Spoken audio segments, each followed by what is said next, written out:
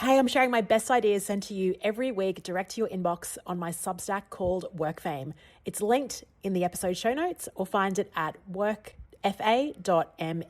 Enjoy the episode. Talk the walk with every sip and laugh. Coffee's the fuel, martini's the craft. Conversation swirling in the cool night air.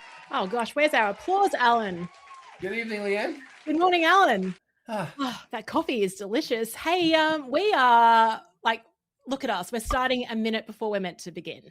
Well, people get an extra minute of value is how I look at that. That's fantastic. So if you're joining us, welcome to Talk the Walk. And if you're jumping on the replay, let us know where you're joining from. Alan, I know you're back home now, but you've had a pretty exciting week or two. Where have you been?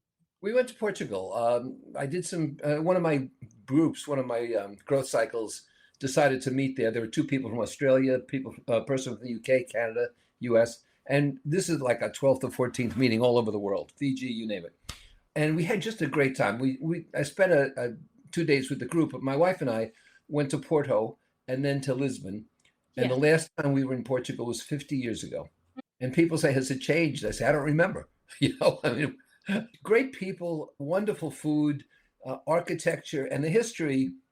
I was looking for a church for us to go to for vigil mass on a Saturday online, and I found this wonderful church.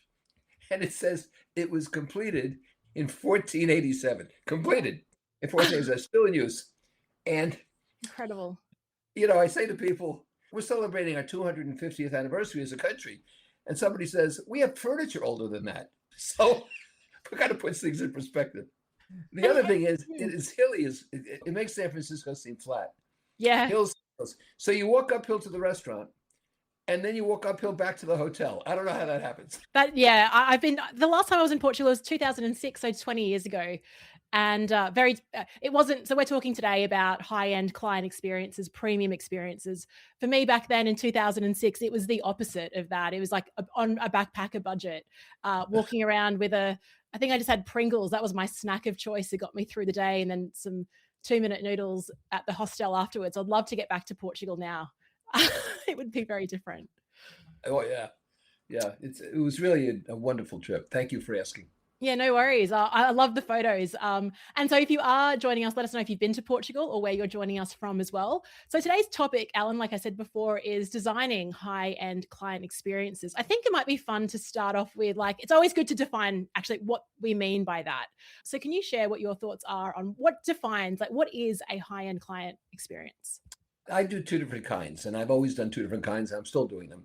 So one kind is you have a lot of people, and by that I mean 125, 150 people, and you do something for 2.5 days or so, outside speaker, you spend a lot of money on this, and I can explain the particulars a little later on, but that's one. The second one is what I'm doing now. Next month I'll go to London and Paris, and in June I'll go to LA, and you have a few people.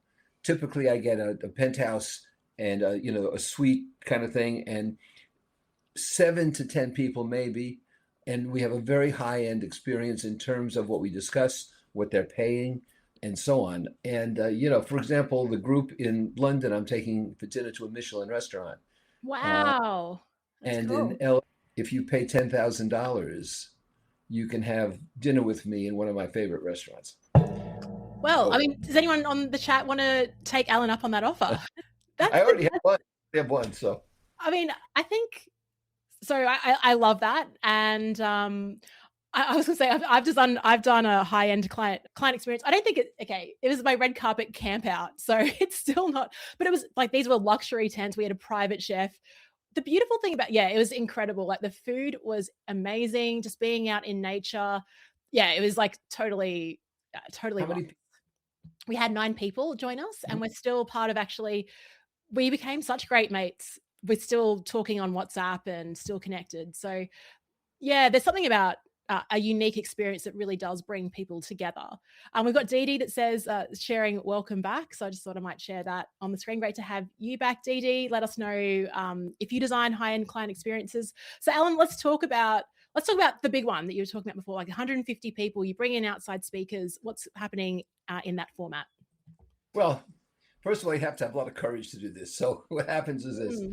You don't do this at a really high-end hotel. You do this at a hotel like a Marriott that knows how to stage these things. I'm not going to a Four Seasons with this.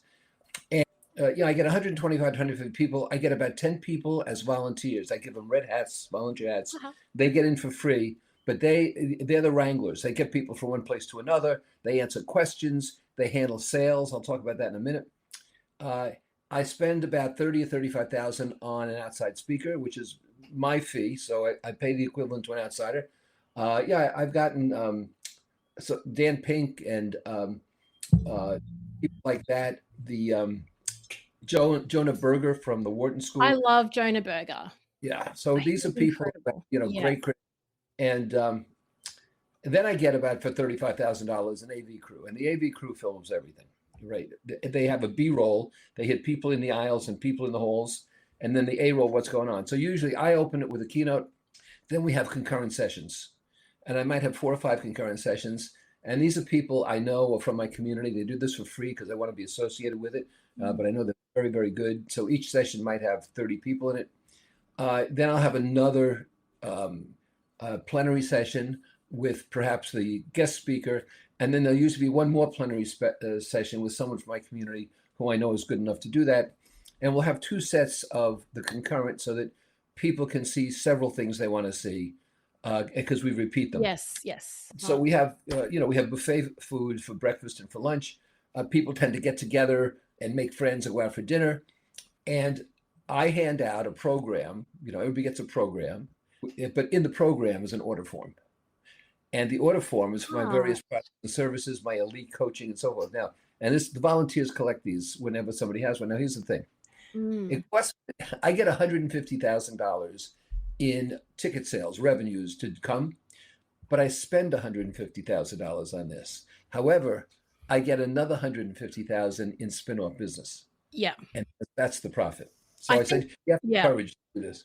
You do have to have courage. And what I love about that, so I'm running so I've got 50 people coming to my con in June, but you're right, like events themselves aren't very profitable at all. And if you want to make it a great experience and bring in AV and, other elements, it pretty much is a cost neutral exercise if you're doing it well. Sometimes even cash flow negative for a lot of people. They see it as a marketing opportunity. I just want to share this quote from DD before I ask you the next question. And we've got Andy here as well. DD, I'll see Alan in LA, but I might be eating Pringles. Andy shares, hi, Andy equals high touch. The expectations are completely different to the large group. Shorter time. Outcomes are also tied to the high-end price tag.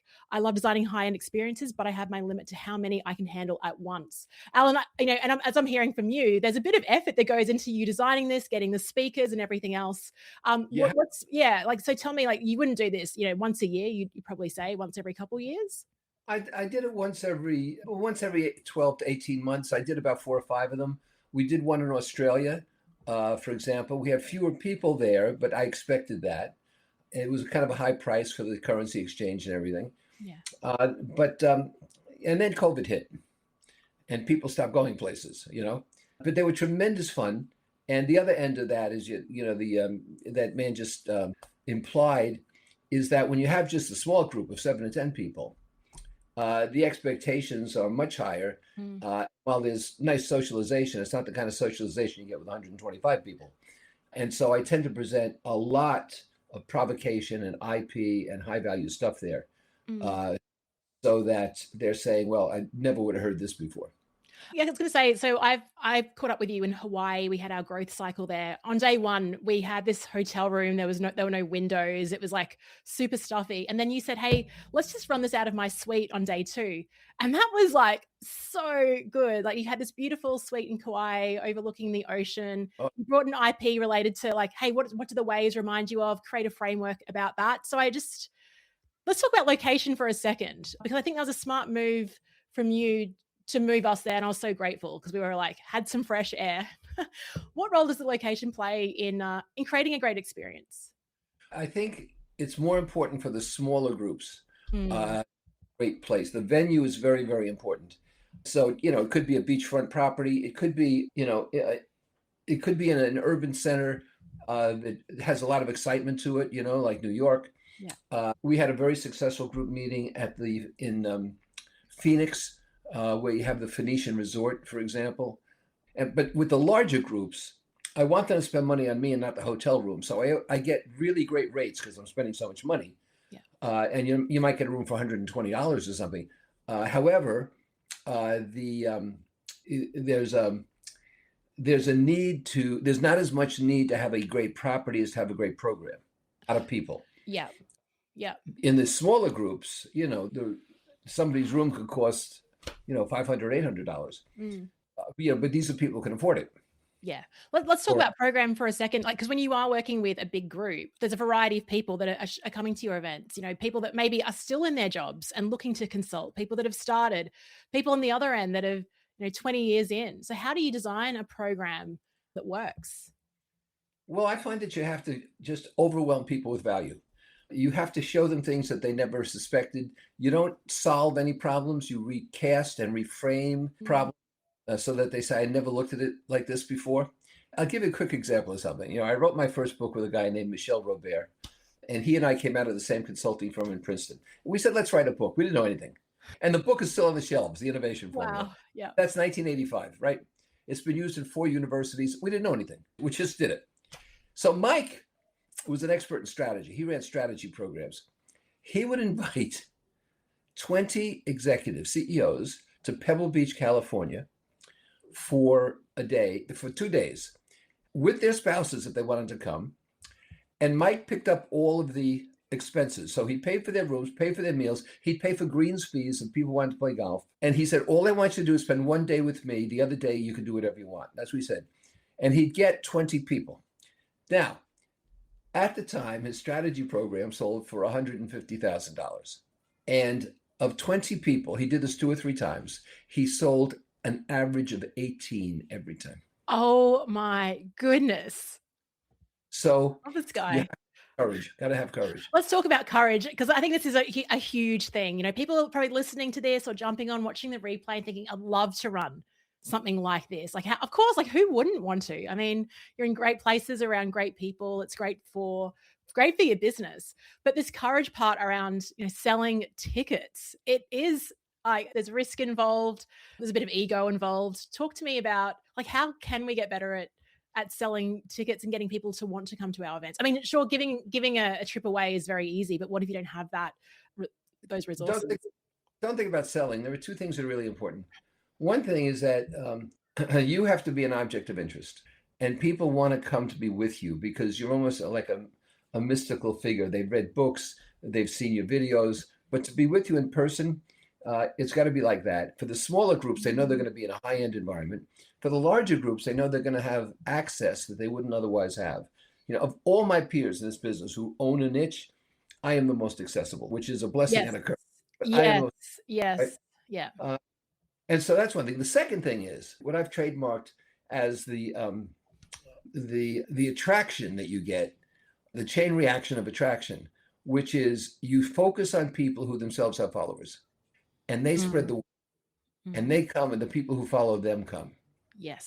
So for larger events, you need those 2 things, but you have to make it in your promotion. You have to make it all about value and not about price and not about sales. And you have to show them, for example, in this day and age, I talk about the no normal. So there's not going to be a return to normal. There's not going to be a new normal. You have to get used to no normal. And here are 4 ways to do it. So people say, well, I need to hear that. Yeah, because you mentioned earlier that what you're doing is overwhelming with value. You're not solving anything, but you're just casting a new frame on that. And it sounds like you're already doing that in your marketing beforehand. But a lot of this is built off the back of the years of building a brand and becoming that mystical figure. I do want to ask you that question. I think you mentioned it in your email this week. You are very accessible. I was shocked when I reached out to you for the first podcast interview in 2020. In 5 minutes later, you responded. And I mean, you said it was a blessing and a curse. Talk more about that. Because definitely your peers are totally out of touch. Well, Out of reach, but if you look at my peers like Marcus Buckingham or Marshall Goldsmith or Seth Godin and so forth, they all own a niche like I do. Mine's solo consulting, and they're wonderful people and bright people. I respect all of them. But you call them, you write to them. If they don't know you, you're not going to get a response. Yeah. They're hopping all over the planet. They're doing a lot of things. But I decided early on that I was going to respond to everybody, and so when $1 Million Consulting comes out. For 4 years, I was responding for free to people who had questions.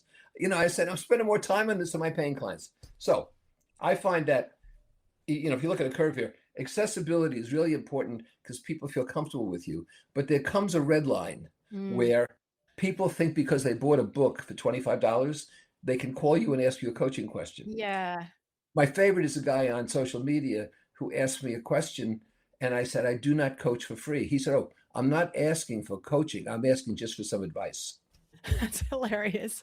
Yeah. I think it's like that guy, like, well done to him for that reframe. TJ, g'day. Great to have you here. He shared that is an excellent distinction between not solving and adding value. Yeah, I think, because even like with me hosting this event in June, ConCon, I'm like, my goal would be everyone walks out with an idea to get an extra $50,000 immediately. Do you think that's an unfair ambition to, or, objective to put on myself? I don't think it's unfair. And, Yeah. we all have our own style. I would phrase it differently. Being me, I would say something like, walk out of there with a renewed sense of belief in your worth, with your self-esteem higher, and be fearless no matter to whom you're talking. I love I that. would say something like that. And the reason is, everybody's promising more leads, more money, more closes. And those are important. But I think that if you work on people's inner strength, it's not something that they hear about as frequently. Yeah. That's so cool. Yeah, What's that's the most successful thing you've done in attracting people to events? I think this event the one that I pre-sold last year has probably been the most successful, but also the one I ran an event with Michael Bungay Stania, the author of The Coaching Habit.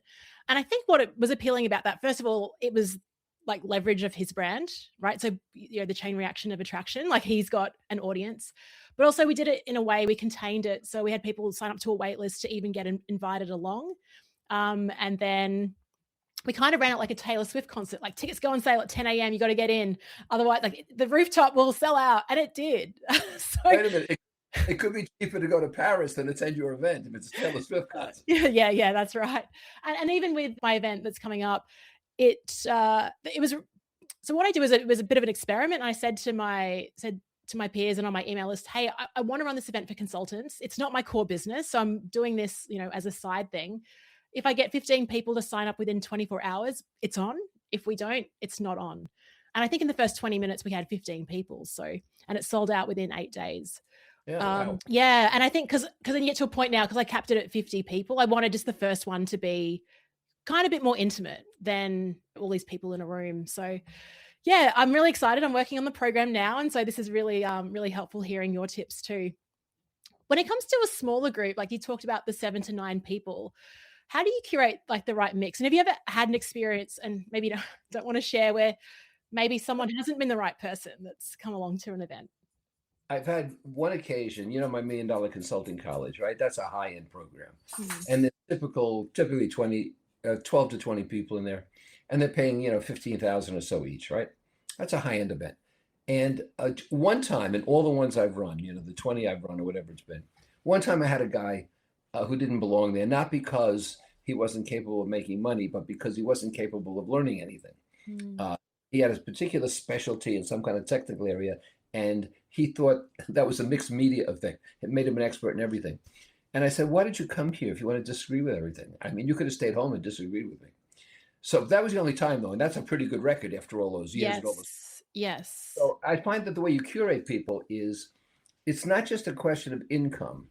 I mean, you could have a person who's making X, but you see can easily go to Y or Z, and so belongs in the room. But it's a question of sophistication and maturity.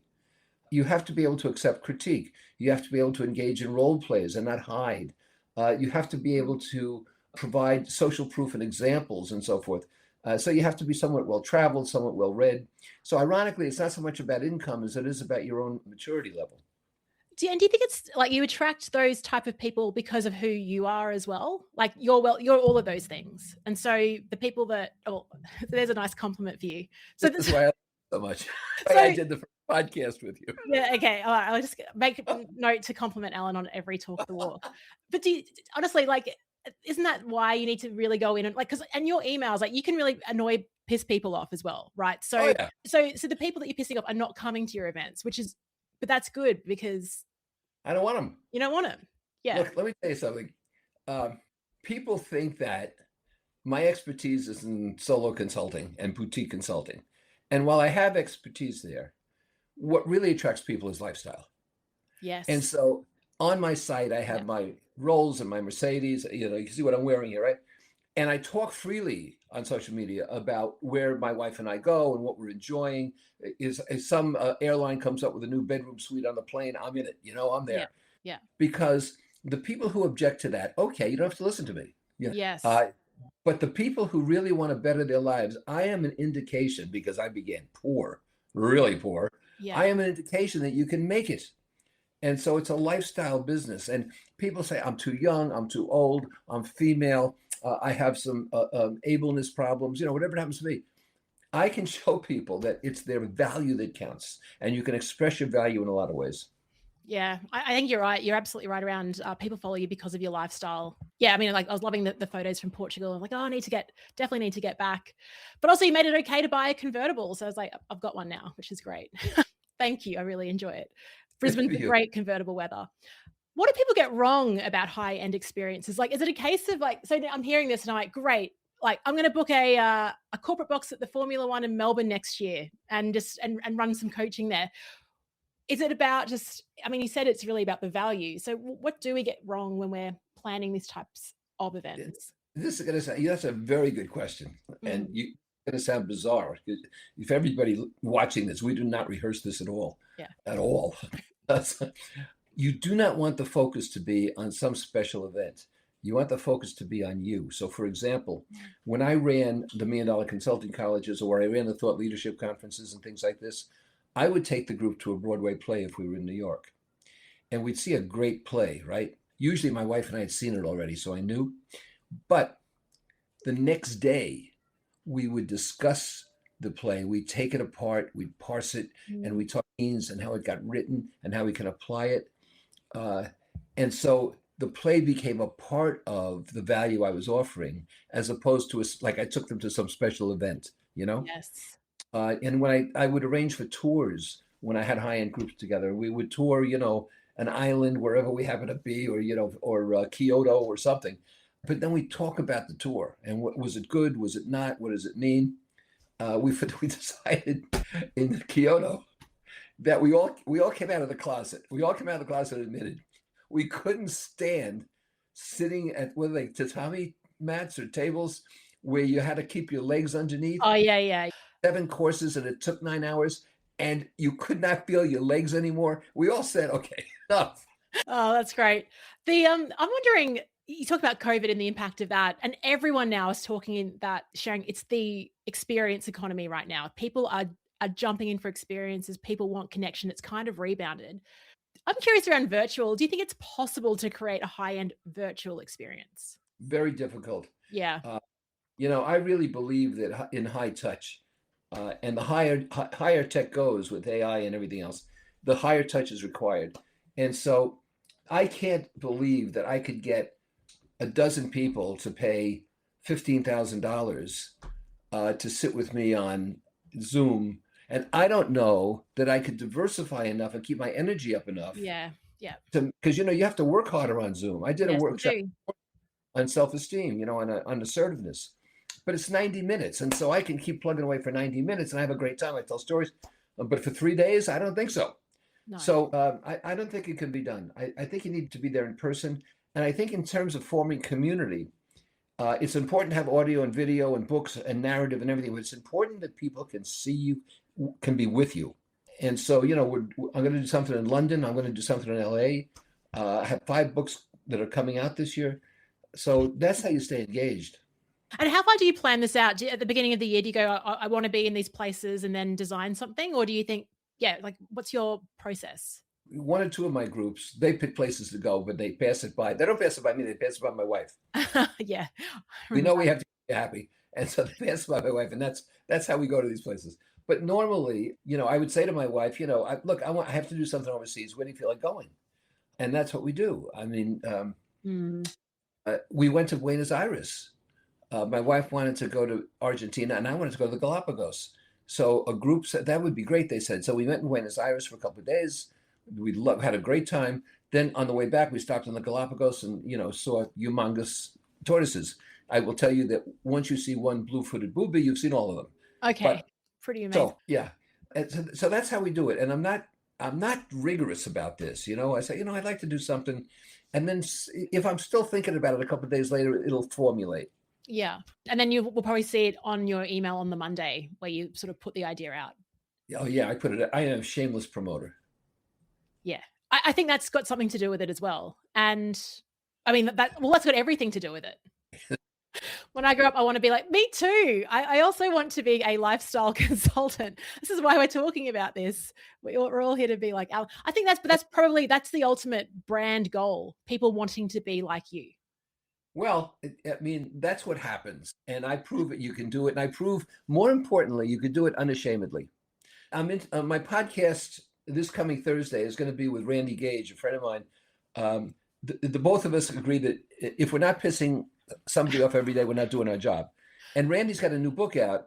I forget the exact name of it, but he's talking about prosperity without guilt, wealth without guilt. Wow, that's a great topic. Yes. And so we're going to be talking about that. I don't call these interviews, I call them conversations. Yeah. But you've got to be able to live your life the way you want it to without guilt, and I tell people, this ain't my daddy's money, Yeah. I'm wondering how, like, because even so my next book is about becoming work famous. And I, spoke to people within Australia about that, but also interviewed people like around the world. And within Australia, there seems to be that thing around, I mean, that tall poppy, but you have to get over that. I mean, you absolutely have to. So, and in America, it doesn't seem like people seem to be more supportive of success as well. And I'm not saying that's a cop out. I'm just saying, yeah, it's interesting. There's a social dynamic. TJ also wants to be like Alan. So you've got like this trio of people that just want to be like you. Cesariano, if I'm saying the name right, Cesariano, just tell us where you're from, unless you know. No, I don't know. Yeah, Cesariano, let us know where you're dialing in from. Yeah. Any final words or pieces of advice for people like us that want to do cool things like you? Yeah, I think that you have to understand upside, downside. And that is, there's a huge upside to doing this, and the downside's minimal. But we tend to exaggerate the downside. I'm going to lose money. People won't come. I'll have to cancel. You have to be bold. Yeah. One of the phrases I hate the most from COVID is an abundance of caution. And it's a cop-out. It's like, what that means is you're scared. And so you're calling it an abundance of caution. I tell people who are agnostic, well, listen, that's atheist light. Ish. Yeah, I agree. I think if you are running a business, a lot of it's about risk. And like you said, the downside really isn't that much at all. DD, years ago, I was embarrassed to drive my Mercedes to church. I'm over it, thanks to Alan. Way to go, DD. Driving a Mercedes, eating Pringles. Okay, Alan, it's been great chatting to you. Thank you so much and for those that have joined us live, thank you for jumping on Talk the Walk. If you're joining us on the replay, let us know in the comments what your highlight was from today's episode. And Alan, we're catching up again. I think our next one's in the first week of June. So yeah, stay posted for your socials. So, put that on your calendars. It'll be circulated by Leanne, and we look forward to seeing you in June. Yeah. All right. Cheers to you, Alan. Thanks for talking the walk. You, Leanne. You have, let's see, a wonderful day. Thank you. Have a lovely evening.